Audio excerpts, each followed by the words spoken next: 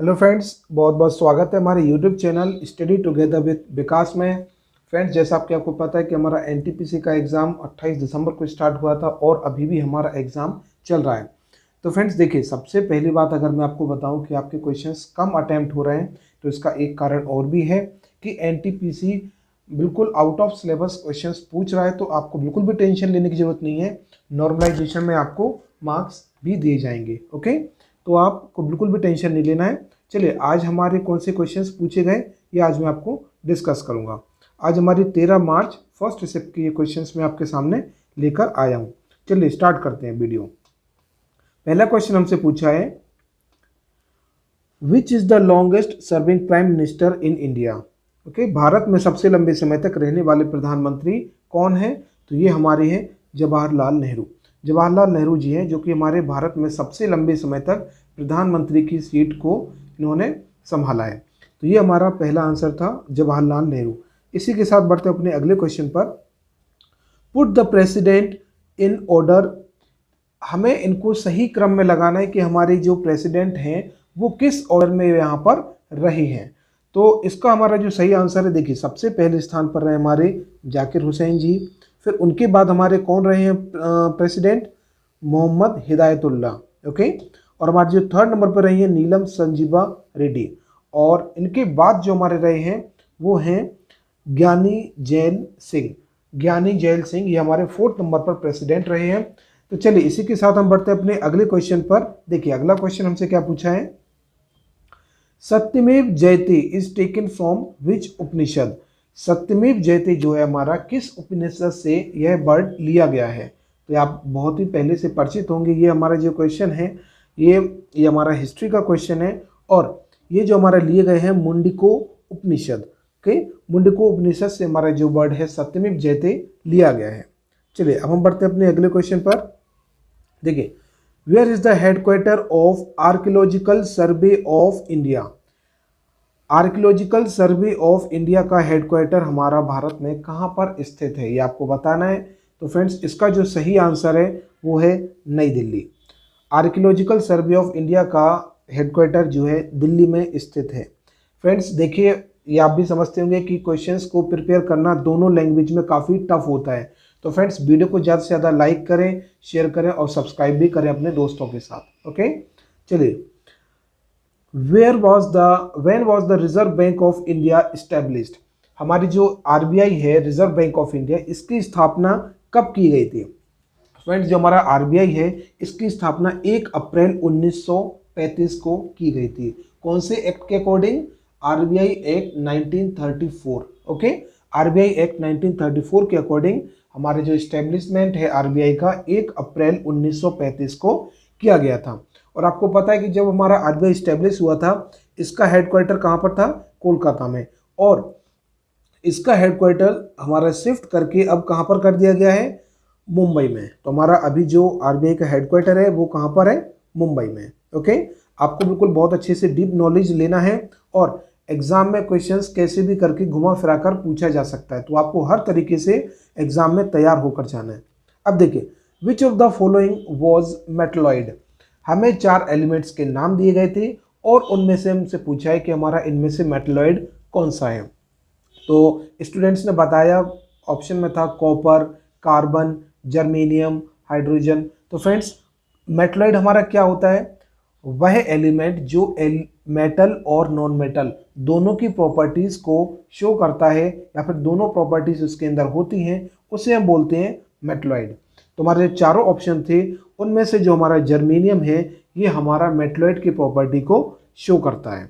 अब देखिए, where is the headquarter of national school of drama located. National school of drama का मुख्यालय हमारा कहाँ पर स्थित है? तो हमारे जो भी स्टूडेंट्स बॉलीवुड या फिर फिल्म इंडस्ट्री से रिलेशन रखते होंगे तो उनके लिए बहुत ही आसान सा क्वेश्चन था। इसका जो हमारा हेडक्वार्टर है वो नई दिल्ली में स्थित है। तो फ्रेंड्स अब चलिए अगला क्वेश्चन हमसे देखें, what was the name of grandfather of emperor Ashoka. मतलब जो हमारे अशोका शासक थे इनके दादाजी का नाम क्या था? तो ये आपको बताना है इस क्वेश्चन में। जो स्टूडेंट्स पहले से पढ़ रखे होंगे उनको पता ही होगा कि इनका जो सही आंसर है वो है चंद्रगुप्त मौर्य। देखिए इसमें मैं आपको एक तरीका और बताता हूं, अगर आपसे आगे आने वाली शिफ्ट में पूछा जा सकता है कि अशोका के पिता का नाम क्या था, तो इसको याद करने की एक मैं आपको बेस्ट ट्रिक बताता हूं। आपको सिर्फ क्या याद रखना है, CBA, ओके, या फिर आप कह सकते हैं ABC। A for Ashoka, A for कौन है हमारे, अशोका, और B फॉर कौन है, बिंदुसारा, कौन है B for Bindusara, okay, and C for कौन है, चंद्रगुप्त, ओके। तो इससे आपको क्या पता चला कि अशोका के पिता का नाम था बिंदुसारा और बिंदुसारा के पिता का नाम था चंद्रगुप्त, ओके। तो आपको यही क्वेश्चन में पूछा है, what was the name of grandfather of Ashoka, Ashoka के जो दादाजी थे उनके अशोका के दादाजी के नाम क्या था। तो हमें पता है कि यहाँ पर चंद्रगुप्त, जो कि यहाँ पर आंसर दे रखा है, चंद्रगुप्त हमारा बिल्कुल सही आंसर होगा। अब देखिए अगला क्वेश्चन हमसे पूछा है, where is the headquarter of geological survey of India. Geological survey of India का हेडक्वार्टर हमारा कहाँ पर स्थित है, कोलकाता में। तो फ्रेंड्स देखिए, हमसे हेडक्वार्टर या फिर जो क्वेश्चंस हमारी पहली पारी में पूछे जा चुके हैं उनसे रिलेटेड क्वेश्चंस भी बहुत ज़्यादा पूछे जा रहे हैं। जियोलॉजिकल सर्वे ऑफ इंडिया और जियोलॉजिकल और जियोलॉजिकल दोनों का हेडक्वार्टर कहाँ पर स्थित है, कोलकाता में। तो ये आपको आगे आने वाली शिफ्ट में और भी याद रखना है। अब देखिए, where was the headquarter of world tourism organisation, या फिर हम इसे शॉर्ट में बोलते हैं united nation world trade organisation, UNWTO। इसका हेडक्वार्टर हमारा कहाँ पर स्थित है, तो फ्रेंड्स हमें बताना है। इसका हेडक्वार्टर जो हमारा स्पेन, या फिर स्पेन की जगह आपको कभी ऑप्शन में मैड्रिड ये भी दिया रह सकता है, okay. Capital of Spain is Madrid, तो आपको हमें इसे याद रखना है। UNWTO का हेडक्वार्टर है जो कि हमारा मैड्रिड स्पेन में स्थित है। What is the national tree of India, India का नेशनल ट्री कौन सा है, ये आपको बताना है। भारत का हमारा जो राष्ट्रीय पेड़ है उसका नाम क्या है, ये हमारा है बरगद का पेड़, इसे हम इंग्लिश में बोलते हैं बेनियन ट्री। तो हमें याद रखना है, भारत का जो नेशनल ट्री है वो है banyan tree. Which is the first marine national park of India, Bharat का पहला समुद्री राष्ट्रीय उद्यान कौन सा है। तो आपको 4 ऑप्शन दिए थे, उनमें से आपको बताना था कि हमारा भारत का राष्ट्रीय उद्यान कौन सा है। तो ये हमारा कौन सा है, गल्फ ऑफ कच्छ, या फिर इसे हम बोलते हैं कच्छ की खाड़ी, ओके। तो ये हमारा बिल्कुल सही आंसर है। During which decade India population has a negative growth rate, किस दशक के दौरान भारत की जनसंख्या जो है नेगेटिव रही थी, तो ये आपको बताना है। और ये हमारा कब रही थी, ये आपको टाइम बताना था। तो 4 ऑप्शन में से हमारा जो 1911 से 1921 ये है जो हमारा अभी शासन चल रहा है, ये हमारा अभी जो डिकेड चल रहा है, ये हमारा बिल्कुल सही आंसर होगा। अब देखिए आगे क्वेश्चन हमसे पूछा है, 5th India international science festival 2019 is held where, हमारा जो 5वां भारतीय अंतर्राष्ट्रीय विज्ञान महोत्सव 2019 का था, ये हमारा किस जगह पर आयोजित किया गया था, यह क्वेश्चन आपको बताना है। तो फ्रेंड्स इसका जो आयोजन है हमारा कहाँ पर किया गया था, कोलकाता में। फ्रेंड्स देखिए, हमसे वेन्यू वाले क्वेश्चन बहुत पूछे जा रहे हैं कि इसका आयोजन कहाँ पर किया गया, तो हमें हर तरीके से क्वेश्चन को रीड आउट करना है। और जो मैं एक्स्ट्रा फैक्ट के साथ क्वेश्चन बता रहा हूँ ये आपको बिल्कुल ध्यान में रखना है, क्योंकि आगे आने वाली शिफ्ट में पूछा जा सकता है। और जैसा कि आपको पता होगा कि हमारा एग्जाम जो है अभी 10 अप्रैल तक चलेगा, ओके। हमारी जो 5th फेज है ये हमारा 27 मार्च को खत्म होगा, और जो हमारा 6th फेज है जिसमें हमारे कितने स्टूडेंट्स बचे हैं, 11 लाख। अभी जो 11 लाख स्टूडेंट्स बचे हैं जिनका एग्जाम हमारा 10 अप्रैल तक और चलेगा। तो जिन स्टूडेंट्स का एग्जाम अभी होना है उनके लिए बहुत ही इंपॉर्टेंट क्वेश्चंस हैं। अगला क्वेश्चन देखिए, what is the unit of work, हमें कार्य की इकाई या कार्य की हमारी कौन सी इकाई होती है ये हमें बताना है। यहाँ पर थोड़ा वर्ड ये गलत लिखा गया है इकाई, तो यहाँ पर इसे सही कर लेना, इकाई लिखना था यहाँ पर। तो फ्रेंड्स इसमें जो हमारी यूनिट ऑफ वर्क है वो हमारी कौन सी है, joule, unit of work is joule, okay. अब देखिए हमारे इस आपने देखा होगा कि हमारे साइंस से भी क्वेश्चंस थोड़ा सा कम पूछे जा रहे हैं हर शिफ्ट में। अगर आप ऑब्जर्व कर रहे होंगे या फिर जो हमारे हर शिफ्ट के क्वेश्चंस स्टूडेंट्स देख रहे हैं, तो आप देख रहे होंगे 4 से 5 क्वेश्चन, सिर्फ 4 से 5 क्वेश्चन ही हमारे साइंस से पूछे जा रहे हैं। तो फ्रेंड्स आपने देखा कि यहाँ पर हिस्ट्री जो है हमारा बहुत रोल प्ले कर रहा है, हिस्ट्री से सबसे ज़्यादा क्वेश्चन पूछे जा रहे हैं, तो आपको हिस्ट्री बहुत अच्छे से तैयार करके चलना है। अब देखिए, when did Rabindranath Tagore receive the Nobel prize, हमारे जो रविंद्रनाथ टैगोर जी हैं इनको नोबेल प्राइज किस ईयर में मिला था? ये हमारा बहुत आसान सा क्वेश्चन था, 1913 में। हमारे किसके लिए मिला था? ये मिला था उन्हें गीतांजलि के लिए। ओके, रविंद्रनाथ टैगोर जी को 1913 में जो है गीतांजलि के लिए नोबेल प्राइज मिला था। अगला क्वेश्चन हमसे पूछा है, when did Jawaharlal Nehru laid the foundation stone of national museum, Jawaharlal Nehru ji ने राष्ट्रीय संग्रहालय का आधारशिला कब रखी थी? इसमें हमारा डेट का क्वेश्चन पूछा है। देखिए फ्रेंड्स, डेट के क्वेश्चंस बहुत पूछे जा रहे हैं, तो इससे आपको पता चलता है कि ये हमारा एग्जाम को सिर्फ टफ करने का एक तरीका है, और क्योंकि स्टूडेंट्स हर चीज़ का डेट याद नहीं रख सकता है। तो फ्रेंड्स देखिए, इसमें जो हमारा सही आंसर है वो है 12 मई 1955। 12 मई 1955 को राष्ट्रीय संग्रहालय की आधारशिला रखी गई थी। किसके द्वारा? जवाहरलाल नेहरू जी के द्वारा। चलिए बढ़ते अपने अगले क्वेश्चन पर। What is the right sequence of leading state in sugar cane production, हमारा जो गन्ना उत्पादन के अग्रणी राज्य का सही क्रम क्या है? हमारे जो स्टेट्स दिए गए हैं इनमें सबसे ज़्यादा गन्ना उत्पादन कौन सा राज्य करता है, फिर उसके बाद तो हमें 4 राज्यों के नाम दिए गए हैं, जिसमें आपको पता है कि उत्तर प्रदेश जो है गन्ना का सबसे बड़ा उत्पादक है, उसके बाद है जो महाराष्ट्र, उसके बाद है कर्नाटक, और सबसे लास्ट में आता है तमिलनाडु। इन चारों स्टेट में हमें बताना था, तो इसमें हमारा सबसे बड़ा गन्ना उत्पादक जो राज्य है वो है Uttar Pradesh.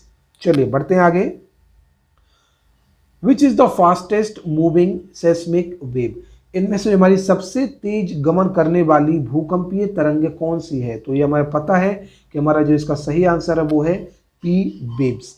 Okay, P waves, ये हमारा बिल्कुल सही आंसर है।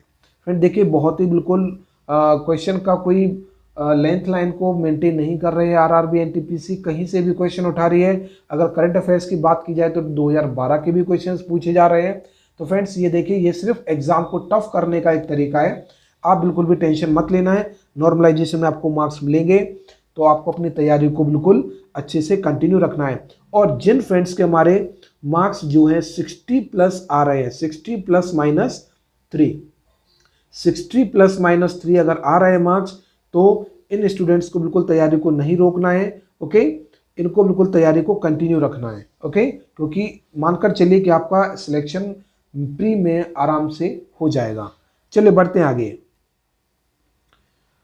When was the National Air Quality Index launched under the स्वच्छ भारत अभियान, स्वच्छ भारत अभियान के तहत हमारा नेशनल एयर क्वालिटी इंडेक्स कब लॉन्च किया गया था? इसमें आपको डेट पूछा है। देखिए, आपने आज देखा कि हमारे 4 से 5 क्वेश्चन जो कि हमारे डेट से पूछे गए।